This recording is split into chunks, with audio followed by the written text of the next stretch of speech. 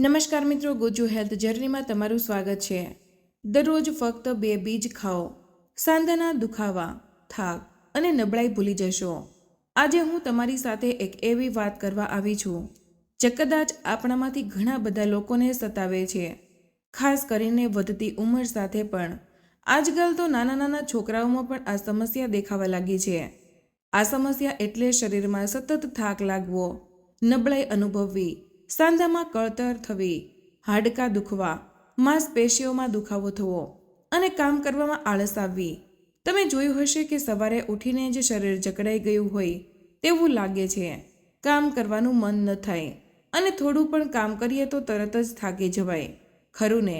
મોટા ભાગના લોકો આના માટે ડૉક્ટર પાસે જઈને મોંઘી દવાઓ લેતા હોય છે, પછી પ્રોટીન પાવડર કે વિટામિન્સની ગોળીઓ લેતા હોય છે। પરંતુ તમે જોયું હશે કે આ દવાઓની અસર ધીમે ધીમે ઓછી થતી જાય છે અને તેની આદત પડી જાય છે। જ્યાં સુધી દવા લ્યો ત્યાં સુધી સારું લાગે, પછી એ જ નબળાઈ અને દુખાવો શરૂ થઈ જાય છે। મિત્રો, કુદરતે આપણને એવી તાકાત આપી છે કે આપણે આપણા શરીરને દવા વગર પણ સ્વસ્થ રાખી શકીએ। આજે હું તમને ફક્ત 2 એવી વસ્તુ વિશે જણાવીશ જેને તમે જો રોજ નિયમિત રીતે ખાશો તો તમારા શરીરમાંથી સાંધાના દુખાવા, થાક, નબળાઈ અને કાયમ માટે બધું ગાયબ થઈ જશે। આ કોઈ મોંઘી વસ્તુઓ નથી, પણ આપણા રસોડામાં જ મળી રહેતી અને આપણા વડીલો વર્ષોથી ખાતા આવ્યા છે તેવી સરળ અને શક્તિશાળી વસ્તુઓ છે। તમે કહેશો, ખાલી 2 જ વસ્તુઓ અને એ પણ એટલો મોટો ફાયદો?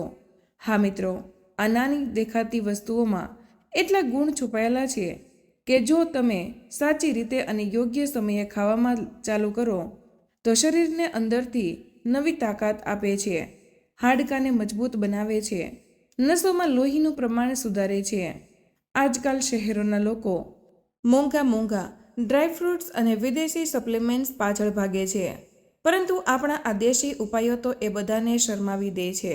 એટલા ફાયદાકારક છે, તેના ગુણ એટલા અદ્ભુત છે કે ડૉક્ટરો અને વૈજ્ઞાનિકો પણ તેના પોષણ મૂલ્યને સ્વીકારે છે। પરંતુ મિત્રો, કોઈ પણ વસ્તુનો ફાયદો ત્યારે જ મળે જ્યારે તેને સાચી રીતે વાપરવામાં આવે। ઘણા લોકો આ વસ્તુઓ જાણે છે, પરંતુ તેને કઈ રીતે ખાવી, કેટલા પ્રમાણમાં લેવી અને કોણે ન લેવી તે નથી જાણતા, અને અડધી અધૂરી જાણકારી ઘણીવાર ફાયદાને બદલે નુકસાન પણ કરી શકે છે, ખરું ને મિત્રો? આજે હું તમને આ 2 અમૃત સમાન બીજ વિશેની એવી બધી જ સાચી અને મહત્વની વાતો જણાવીશ જે કદાચ તમે અત્યાર સુધી સાંભળી જ નહીં હોય।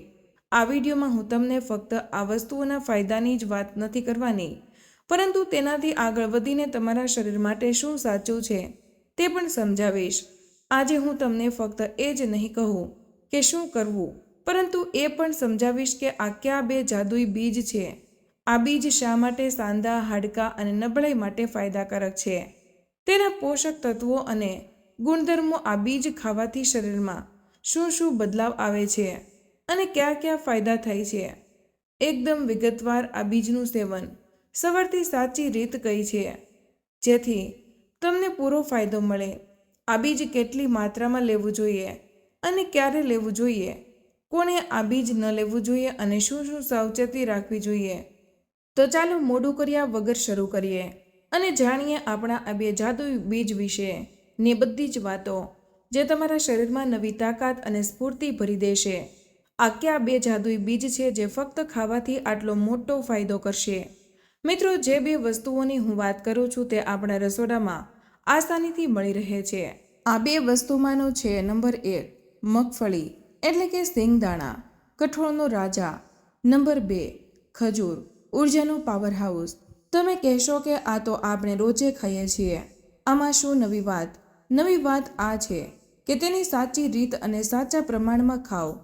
આ બંનેને ભેગા કરીને ખાવા, આ 2 વસ્તુઓનો સંગમ એવો છે કે તે તમારા શરીરમાં એવી તાકાત ભરશે જેની તમે કલ્પના પણ નહીં કરી હોય।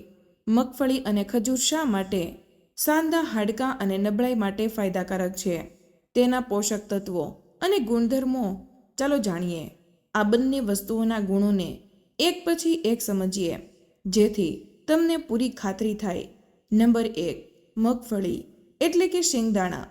મગફળીને આપણે ગરીબોની બદામ કહીએ છીએ, પરંતુ તેના ગુણધર્મો બદામ કરતાં જરાય ઓછા નથી। પ્રોટીનનો ભરપૂર સ્ત્રોત છે. આપણા શરીરમાં સ્નાયુઓ, હાડકાં અને કોષોના નિર્માણ માટે પ્રોટીન ખૂબ જ જરૂરી છે. મગફળીમાં ભરપૂર પ્રોટીન હોય છે, જે સ્નાયુઓને મજબૂત બનાવે છે અને હાડકાના ઘસારાને રોકવામાં મદદ કરે છે. જો સ્નાયુઓ મજબૂત હોય તો સાંધા પર ભાર ઓછો આવે છે. સ્વસ્થ ચરબી, તેમાં મોનો અનસેન્ચ્યુરેટેડ અને પોલી અનસેન્ચ્યુરેટેડ ફેટ્સ હોય છે, જે હૃદય માટે સારા છે અને શરીરમાં સોજાને ઘટાડવામાં મદદ કરે છે. સાંધાના દુખાવામાં સોજો પણ એક મોટું કારણ હોય છે. વિટામિન્સ અને મિનરલ્સ. મગફળીમાં વિટામિન્સ ઈ, બી કોમ્પ્લેક્સ, મેગ્નેશિયમ, પોટેશિયમ, ઝીંક અને આયર્ન જેવા ઘણા પોષક તત્વો હોય છે. મેગ્નેશિયમ હાડકાની તંદુરસ્તી અને સ્નાયુઓના કાર્ય માટે જરૂરી છે. ઉર્જાનો સ્ત્રોત. તે શરીરને લાંબા સમય સુધી ઉર્જા પૂરી પાડે છે, જેનાથી થાક અને નબળાઈ દૂર થાય છે. એન્ટીઓક્સિડન્ટ. તેમાં એન્ટીઓક્સિડન્ટ હોય છે, જે શરીરને ફ્રી રેડિકલ્સથી થતા નુકસાનથી બચાવે છે, જે કોષો અને સાંધાને સુરક્ષિત રાખે છે. નંબર 2. ખજૂર. ખજૂર એ શક્તિ અને પોષક તત્વોનો ભંડાર છે. કુદરતી મીઠાશ અને ઉર્જા. ખજૂરમાં કુદરતી ખાંડ હોય છે, જે શરીરને તાત્કાલિક અને લાંબા સમય સુધી ઉર્જા આપે છે. થાક અને નબળાઈ દૂર કરવા માટે તે ઉત્તમ છે. આયર્ન એટલે કે લોહ તત્વ. ખજૂરમાં આયર્ન ભરપૂર હોય છે. જે લોકોને શરીરમાં લોહીની કમી એટલે કે એનેમિયા હોય તેમને થાક અને નબળાઈ વધુ લાગે છે. ખજૂર લોહી વધારવામાં મદદ કરે છે, જેનાથી નબળાઈ દૂર થાય છે અને શરીરમાં તાકાત આવે છે. કેલ્શિયમ અને મેગ્નેશિયમ. હાડકાની મજબૂતી માટે કેલ્શિયમ અને મેગ્નેશિયમ ખૂબ જ જરૂરી છે અને ખજૂરમાં આ બંને ભરપૂર માત્રામાં હોય છે. આ હાડકાને ઘસારાથી બચાવે છે અને સાંધાના દુખાવામાં રાહત આપે છે. ફાઇબર એટલે કે રેસા. ખજૂરમાં ફાઇબર પણ હોય છે, જે પાચન તંત્રને સુધારે છે અને કબજિયાત દૂર કરવામાં મદદ કરે છે. જો પેટ સાફ હોય તો શરીરમાંથી ઝેરી તત્વો બહાર નીકળે છે અને સાંધાનો દુખાવો પણ ઓછો થાય છે. પોટેશિયમ. પોટેશિયમ સ્નાયુઓના કાર્ય માટે અને શરીરમાં પાણીનું સંતુલન જાળવવા માટે મહત્વનું છે. જ્યારે આ બંનેને ભેગા કરી ખવાય છે ત્યારે તેનામાં ગુણ વધી જાય છે અને એકબીજાના પૂરક બને છે. મગફળીમાંથી મળતું પ્રોટીન અને હેલ્ધી ફેટ્સ અને ખજૂરમાંથી મળતું આયર્ન, કેલ્શિયમ અને ત્વરિત ઉર્જા. આ સંયોજન શરીર માટે એક સંપૂર્ણ આહાર જેવું કામ કરે છે. ચાલો હવે આપણે આ બંને વસ્તુઓ ભેગી કરીને ખાવાથી શરીરમાં થતા અદ્ભુત બદલાવો અને ફાયદાઓને વિગતવાર સમજીએ. નંબર 1. સાંધાના દુખાવા અને કળતરમાં રાહત. મગફળીમાં રહેલા સ્વસ્થ ચરબી અને એન્ટીઓક્સિડન્ટ્સ શરીરમાં થતા સોજાને ઘટાડે છે, જે સાંધાના દુખાવા અને સોજાનું મુખ્ય કારણ હોય છે. ખજૂરમાં રહેલું કેલ્શિયમ અને મેગ્નેશિયમ હાડકાં અને સાંધાને મજબૂત બનાવે છે, જેનાથી ઘસારો ઓછો થાય છે અને કળતર તથા દુખાવામાં રાહત મળે છે. માંસપેશીઓની નબળાઈ દૂર થાય છે, જેથી સાંધા પરનું ભારણ ઓછું થાય છે. નંબર 2. થાક અને નબળાઈ દૂર થાય. ખજૂરમાંથી મળતી કુદરતી ખાંડ અને મગફળીમાંથી મળતી ઉર્જા શરીરને તાત્કાલિક અને લાંબા સમય સુધી શક્તિ આપે છે. લોહીમાં આયર્નની કમીને કારણે થતી નબળાઈ એટલે કે એનેમિયા ખજૂર દ્વારા દૂર થાય છે, જેનાથી શરીરમાં સ્ફૂર્તિ આવે છે અને થાક ગાયબ થાય છે. તમે આખો દિવસ ઉર્જાવાન અને સક્રિય અનુભવશો. નંબર 3. હાડકાં અને દાંત મજબૂત બને છે. ખજૂર અને મગફળી બંનેમાં કેલ્શિયમ, મેગ્નેશિયમ અને ફોસ્ફરસ જેવા ખનિજો હોય છે, જે હાડકાં અને દાંતના વિકાસ અને મજબૂતી માટે અત્યંત આવશ્યક છે. આ ઓટીઓપોરોસિસ એટલે કે હાડકાં પોલા થવા જેવી બીમારીઓ સામે રક્ષણ આપે છે. નંબર 4. માંસપેશીઓ એટલે કે સ્નાયુઓ મજબૂત બને. મગફળીમાં ભરપૂર પ્રોટીન હોય છે, જે સ્નાયુઓના નિર્માણ અને રિપેરિંગ માટે જરૂરી છે. નિયમિત સેવનથી સ્નાયુઓ મજબૂત બને છે, જેનાથી શારીરિક શક્તિ વધે છે અને દુખાવો ઓછો થાય છે. નંબર 5. લોહીની કમી એટલે કે એનેમિયા દૂર થાય. ખજૂર આયર્નનો ઉત્તમ સ્ત્રોત છે. જે લોકોને શરીરમાં લોહી ઓછું હોય એટલે કે એનેમિયા હોય તેમને સતત થાક, નબળાઈ અને ચક્કર આવવા જેવી સમસ્યાઓ રહે છે. આ બે વસ્તુઓનું સેવન કરવાથી શરીરમાં લોહીનું પ્રમાણ વધે છે અને એનેમિયા દૂર થાય છે. નંબર 6. પાચન તંત્ર સુધરે અને કબજિયાત દૂર થાય. ખજૂર અને મગફળી બંનેમાં ફાઇબર હોય છે. પાચન ક્રિયાને સરળ બનાવે છે અને કબજિયાતની સમસ્યાને દૂર કરવામાં મદદ કરે છે. જો પેટ સાફ હોય તો શરીરમાંથી ઝેરી તત્વો બહાર નીકળે છે અને શરીર હળવું ફૂલ રહે છે. નંબર 7, માનસિક સ્વાસ્થ્ય અને ઊંઘ સુધરે છે. આ બંનેમાં રહેલા પોષક તત્વો મગજને પણ પોષણ આપે છે.